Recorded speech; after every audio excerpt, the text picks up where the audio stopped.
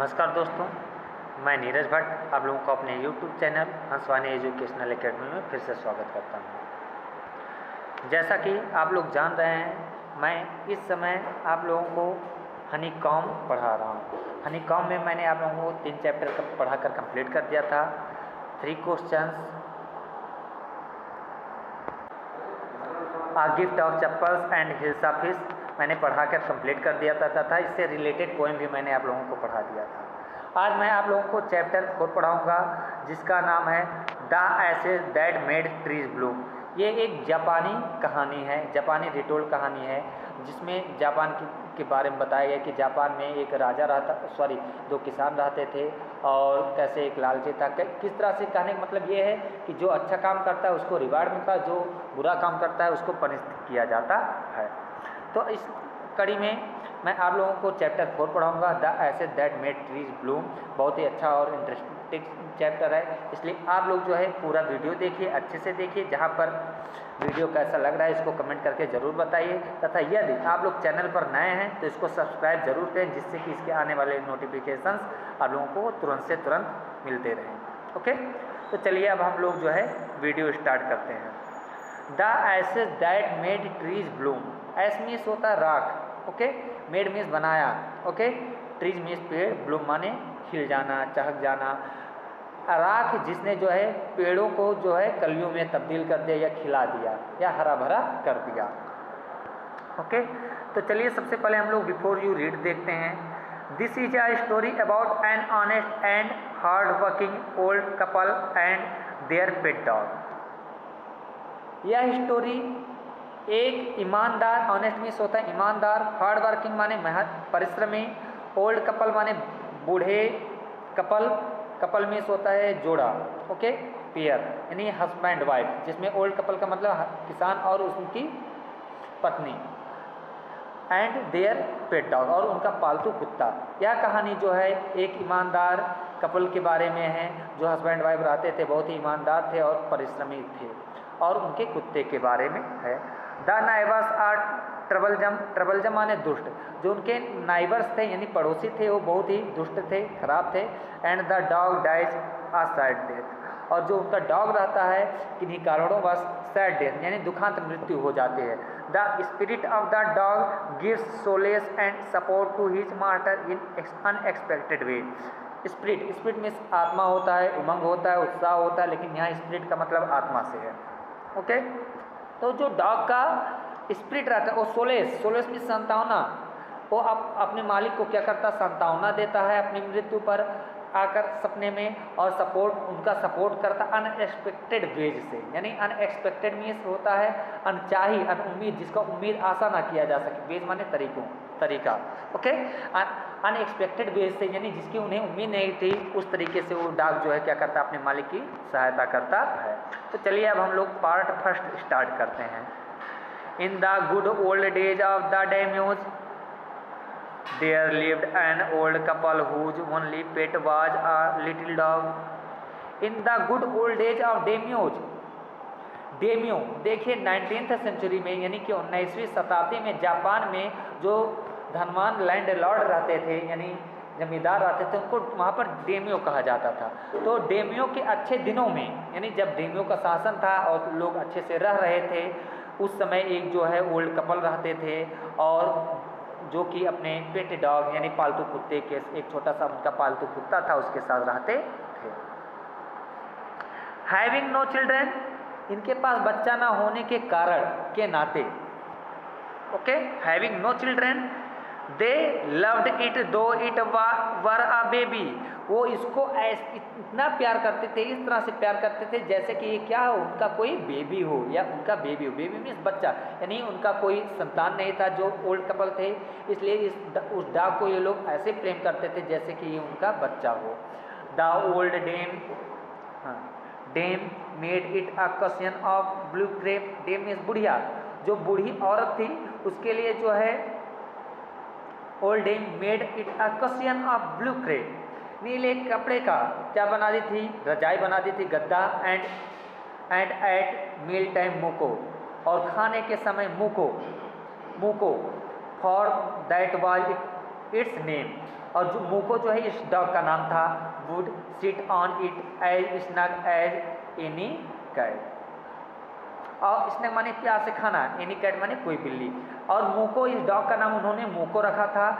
और क्या था, जो मतलब इसके लिए कसियन बना दी थी, वो उस पर इस तरह से बैठ के खाता था जैसे कोई बिल्ली आराम से बैठकर दूध पीती या खाना खाता, उसी तरह से इस पर बैठ के खाया करता था। Any cat the kind people fed the pet with tidbits of fish from their own chopsticks। Fed means होता है खिलाना। वो जो है अपने इस डॉग को खिलाते थे the pet with titbits of fish, मछलियों के स्वादिष्ट मछलियों के टुकड़े, फ्रॉम देयर ओन चॉपस्टिक्स, जो अपने चॉपस्टिक्स से मारकर निकालते थे, यानी अपने चॉपस्टिक्स यानी कांटों से निकालते थे और उसको खिलाते थे, मतलब जो मछली पकड़ने के कांटे होते हैं उससे। And all the boiled rice it wanted, और उसको उबला हुआ चावल खिलाते थे जितना ये खाता था, जितना ये चाहता था। दस ट्रेटेड द डम creature loved it's protectors like a being with असूल। बीइंग विद असूल माने मनुष्य का बच्चे जैसा। ओके, तो क्या था, ट्रेटेड माने व्यवहार करना, डम माने होता है गूंगा, क्रीचर माने प्राणी, लव माने प्यार करना, प्रोटेक्टर्स माने रक्षा करने वाला। और इस तरह से ये अपने प्रोटेक्टर्स को, यानी जो इनकी रक्षा करते थे, यानी अपने मालिक को, जो किसान और किसान की वाइफ थी, उनको ऐसे प्यार करता था जैसे कि कोई इंसान का बच्चा अपने माँ बाप से प्यार करता है, इसी तरह से ये डॉग भी उनसे उसी तरह से प्यार किया करता था।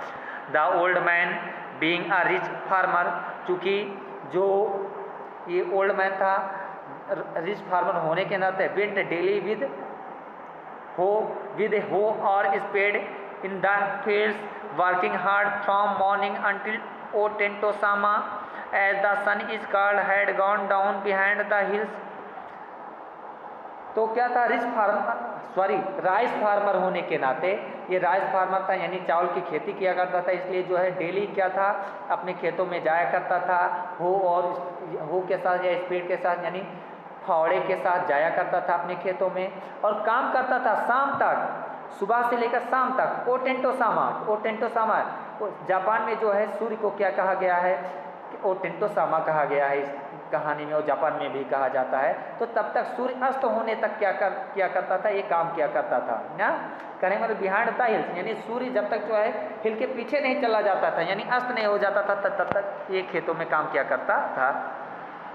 Every day the dog followed him to work, प्रत्येक दिन जो डॉग रहता था उसको काम में सहायता किया करता था। Never once harming the white heron that walked in the footsteps of the old man to pick up the worms. Heron माने होता सारस, नेवर वंस कभी नहीं, कोई एक बार भी, हार्मिंग द व्हाइट हेरॉन कोई भी व्हाइट हेरॉन हार्म नहीं कर पाता था, नुकसान नहीं पहुंचा पाता था। दैट वॉक्ड जो टहलते हुए आते थे, इन द फुटस्टेप्स पैदल चलकर, ऑफ द ओल्ड मैन के to pick up the worms, old man के खेतों तक वर्म्स को यानी कीड़े मकोड़ों को उठाने के लिए। यानी कोई जो है क्या था, हेरॉन जो है इनके मतलब जो हेरॉन आते थे, सारस आते थे कि मतलब कीड़े मकोड़े खाएंगे, इनके खेतों को नुकसान नहीं पहुंचा पाते थे। For the old fellow was patient and kind to everything, और जो ये ओल्ड फेलो होता है यानी जो किसान था, पेशेंट का मतलब जो है धैर्यवान, एंड काइंड माने दयालु, टू एवरीथिंग प्रत्येक चीज़ों के प्रति ये दयालु और धैर्यवान था।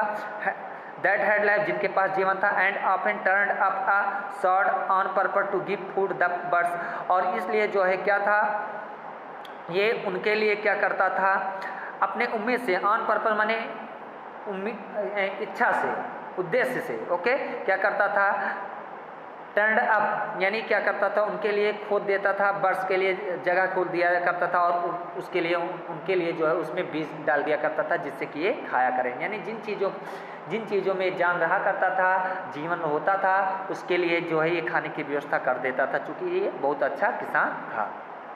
One day the dog came running to him, एक दिन जो है डॉग दौड़ता हुआ उनके पास आया, putting his pause against his legs, अपना पाँव अपने लेग के विरुद्ध करते हुए, अगेंस्ट माने विरुद्ध, एंड मोशनिंग विद हिज हेड, और मोशन माने गति, अपने हेड से, अपने सर से मोशनिंग करते हुए, सम स्पॉट बिहाइंड, कुछ सम माने कुछ, स्पॉट माने जगह, बिहाइंड माने पीछे था, उसकी तरफ इशारा कर रहा था। यानी एक बार वो आया अपने पैरों से और अपने हेड से कुछ जगहों की तरफ क्या कर रहा था, इशारा कर रहा था। The old man at first thought his pet was only playing and did not mind it. पहले तो उस बूढ़े किसान को लगा कि ये उनका जो डॉग है उनके साथ खेल रहा है, इसलिए उन्होंने इस पर ध्यान नहीं दिया। डिड नॉट माइंड इट माने इस पर ध्यान नहीं दिया। But the dog kept on whining and running to and fro for some minutes माने कुछ मिनट तक, टू एंड फ्रो माने इधर उधर, विनिंग माने विन करना। डॉग एक अजीब तरीके से वो करते हैं जिसको विन कहा जाता है, यानी एक अजीब तरीके से एक्शन करते हैं जीभ निकाल कर और कुछ मतलब किसी तरफ इशारा करते रहते हैं, तो उसको विन कहा जाता है। तो विनिंग करता रहा, इधर उधर दौड़ता रहा, तो इससे क्या हो, उन्हें कुछ लगा कि ये कुछ कहना चाह रहा है। Then the old man followed the dog few yards to a place where the animal began a lively scratching। उसके बाद जब इन्हें लगा कि ये कुछ बताना चाह रहा है, तो उसके बाद ये जो है डॉग को फॉलो करते हुए उसके पीछे तक गए, कुछ दूरी तक, यार्ड माने दूरी, गज, okay. Place where the animal माने यहाँ पे डॉग से मतलब डॉग ने जो है स्क्रैचिंग करने लगा ज़मीन पर जो है डॉग कुछ दूर ले जाने के बाद किसान को जो है कहीं पर स्क्रैचिंग करने लगा, यानी खोदने लगा। एक जगह था, पैरों से जैसे डॉग खोदता उसी तरह से खोदने लगा। आप लोग इसको अच्छे से पढ़िएगा, आंसर आएगा लिखने के लिए, समझिएगा अच्छे से। Thinking it was possibly a buried bone और bit of flesh the old man stuck his hoe in the earth. ये सोचकर कि संभवतः, पॉसिबली माने संभवतः, बरीड माने दफनाया जाना, इस बोन माने हड्डी, बिट ऑफ फिश मछली के टुकड़े का, ये सोचकर कि इसमें मछली के टुकड़े का हड्डी दफनाया गया होगा, उसने जो है अपने फावड़े को जमीन पर मारा, प्रहार किया, यानी खोदना स्टार्ट कर दिया। When lo a pile of gold gleam before him. Lo माने देखो, एक्सक्लेमेटरी वर्ड है। मैक्सिमम इसका प्रयोग जो है देखने के लिए करते हैं। आश्चर्य में, भाई देखो ये पाइल ऑफ गोल्ड, यानी ग्लीम माने चमकना, गोल्ड माने सोना, पाइल माने ढेर, यानी सोने का एक खेप या एक ढेर जो है चमक रहा था बिफोर हिम, उनके सामने। जब वो खोदने लगा उसने देखा कि बहुत सारा सोना जो है धरती में एक जगह जो है पाइल करके इकट्ठा करके रखा हुआ था, उस देखकर वो आश्चर्य में रह गया। ओके दोस्तों, अपने इस वीडियो में आज मैं इसको यहीं तक समाप्त करता हूं। उम्मीद करता हूं आप लोगों को अच्छे से समझ में आया होगा। यदि आप लोगों को अच्छे से समझ में आया हो तो कमेंट करके ज़रूर बताएं कि आप लोगों को कैसा लग रहा है। मिलते हैं अपने अगले वीडियो में, तब तक के लिए नमस्कार, थैंक यू।